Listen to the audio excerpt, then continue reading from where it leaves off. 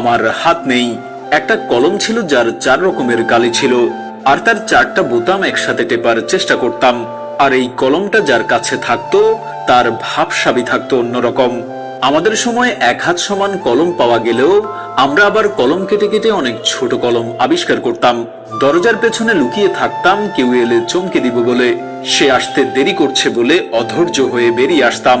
রাতে হাঁটার সময় ভাবতাম আমি যেখানে যাচ্ছি 4টাও আমার সাথে যাচ্ছে। কারেন্টের সুইচের 2 দিকে আঙুল চেপে সুইচটাকে অন অফের মাঝামাঝি অবস্থানে আনার চেষ্টা করতাম। স্কুলে যাওয়ার সময় সবাই একসাথে দৌড়াদৌড়ি করে যেতাম। ক্লাসে কলম কলম খেলা, খাতায় ক্রিকেট খেলা, চোর ডাকাত, বাবু পুলিশ, অবু 10-20 খেলতাম। অনেক সময় স্কুল ফাঁকি দিয়ে কয়েকজন বন্ধু মিলে ঘুরতে যেতাম, আড্ডা দিতাম, আরো কত কি। 1 টাকার রঙিন বা নারিকেলি আইসক্রিম, হাওয়াই মিঠাই খেতে না পারলে মনটাই খারাপ হয়ে যেত। হঠাৎ